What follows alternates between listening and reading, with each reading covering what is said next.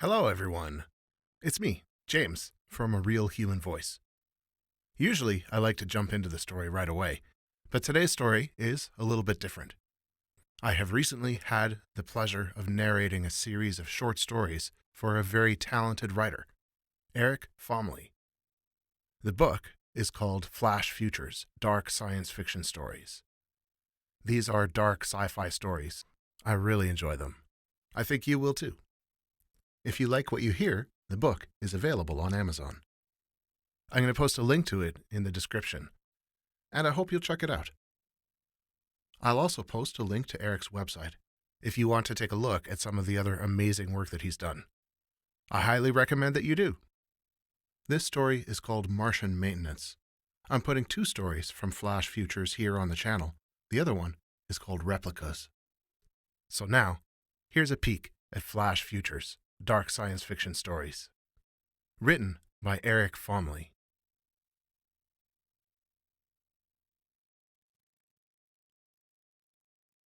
Martian Maintenance. The 3rd floor maintenance closet was haunted. At least, that's what the staff told me whenever something disappeared. They avoided that closet like the plague. I'm not superstitious, but I found it ironic when a guest complained at the desk that someone was beating on the inside of that closet door. When I stepped off the elevator and heard it, I groaned.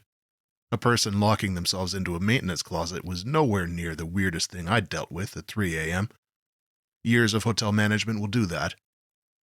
When I unlocked the door, a man in a black duster and matching Stetson, like in some old Western movie, stood in the doorway.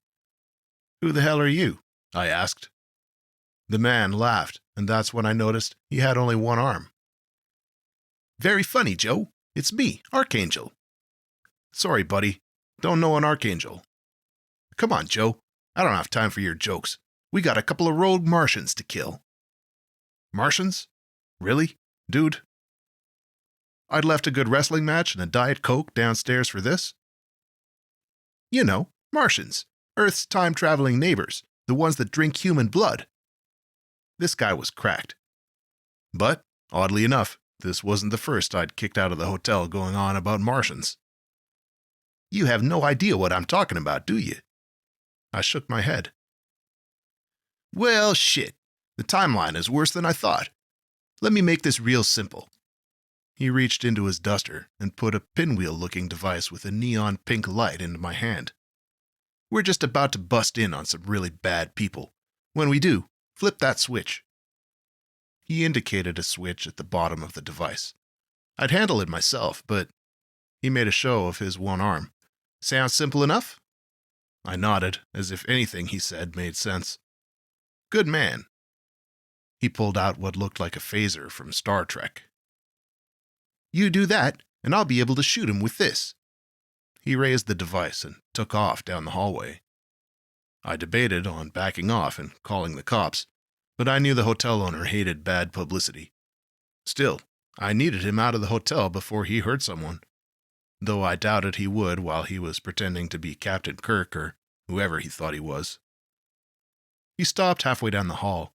I caught up with him, about to grab him and escort him out, until he kicked one of the doors. It was a powerful kick, and the frame cracked as the door crashed inward. Archangel ran inside, and I chased after. An awful stench sickened me.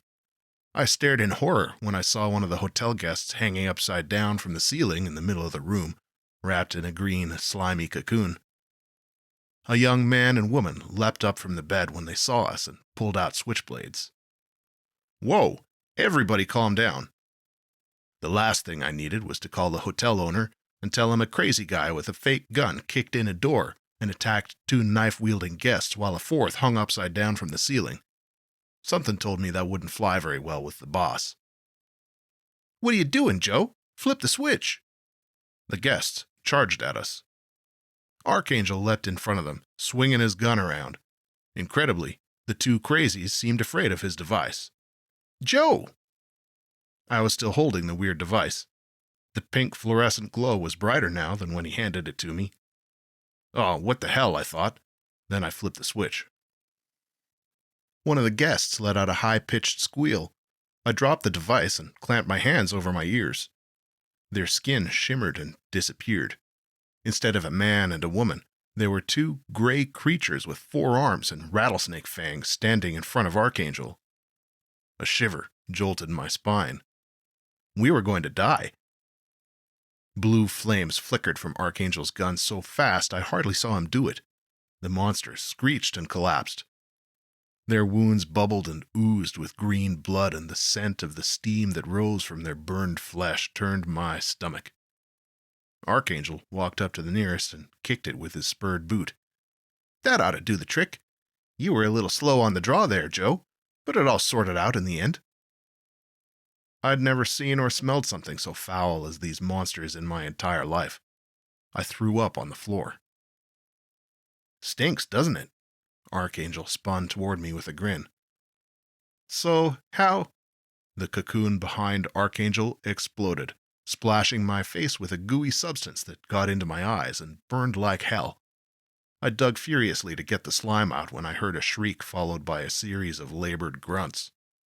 I cleared my vision in time to see a gray monster fling Archangel across the room. He hit the wall so hard it left a 3-foot hole in the drywall. My heart thundered in my chest. I saw Archangel's gun on the floor, maybe 10 feet away.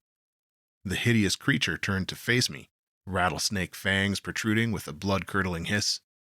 I dove for the gun. The monster grabbed me by the leg 2 feet short of the gun and slung me like a rag doll onto my back. My head hit the floor hard. Swimming with pain and confusion, I nearly blacked out. Then the monster climbed on top of me, 2 hands pinning my wrists while the other 2 beat the shit out of me. I felt my bones creak and groan, and each powerful hit felt like a cinder block. I strained against the creature's hold, but the thing was just too strong. I was a dead man. In a final gamble, I brought my knee up between the creature's legs. There was a screech, and I felt the grip on my wrists loosen just enough. I yanked my right arm free, punched the creature in the face, and shoved it off of me. Crawling on all 4s, I made my way back to Archangel's gun. Just as I reached for it, I felt the monster grab my foot, but I stretched out, grabbed the gun, and fired right between the monster's eyes. The blue fireball left a hole the size of a golf ball. The Martian spasmed once and was still. When I rose unsteadily to my feet, Archangel was standing on the other side of the room. He whistled. "Well, that was something, wasn't it?" A grin split his face. It seemed like nothing could keep him down. "What the hell was that?" "Well, I guess they captured one of their own, and not a human as I thought. Maybe it went rogue or something. This part of the job is always conjecture." He came up to me and slapped me on the shoulder. "Look at you, though. We'll make a Martian hunter out of you after all." I groaned. There wasn't a part of my body that didn't hurt. Downstairs there was a bottle of Tylenol with my name on it. Someone banged on what was left of the door. "Hello? Is everything okay in there?" Shit. My heart leapt into my throat. How the hell was I supposed to explain this? I started for the door. Archangel grabbed my arm. "Easy there, partner. Under no circumstances can they know about these Martians. It's strictly on a need-to-know basis. I need you to run interference. You feel me?" I nodded, aggravating my headache. No way I could clean up this mess without someone finding out. I was so fired. It didn't take much to push open the busted door. 3 burly guys in t-shirts and sleeping pants stood in the hallway. "Whoa! You okay, mister?" Judging by the older man's shocked expression, I figured I looked like shit. "Yeah, I'm good." "What the hell was that going on in there?" he continued. "Maintenance issue. We have it under control." My insides groaned as soon as I said it. What a dumb excuse. "Bullshit, it's a maintenance issue," a younger, skinnier guy said. He pushed past the others and me and went into the room. The others followed and I sighed, but felt too weak to stop them. I shuffled after them, trying to think of a better lie. The room was clean and in perfect alignment with hotel standards. Archangel and the Martians were gone. The guys scanned the room. Then the older guy glared at me. "You must have a funny way of dealing with maintenance issues in the middle of the night around here. Some people are trying to sleep." He stormed out of the room, something about the word asshole muttered under his breath. The others followed. I let out the air I didn't realize I'd held and glanced around the room again. I'd have thought I was a madman if it wasn't for the way my ribs felt. There was a folded piece of paper on the bed. You didn't think I'd leave that mess for you, did you? I have ways of cleaning these things up. You did good tonight, Joe. I'm sure I'll see you around again soon. Archangel. P.S. There was a portal in your third-floor maintenance closet. Probably how the Martians got in. Don't worry, I sealed it up for you. So, not a haunted closet then. I wasn't sure the staff would believe me if I told them. I shoved the paper into my pocket and went out into the hallway. Most of the guests were out of their rooms, looking at me expectantly. I sighed. It was going to be a hell of a night.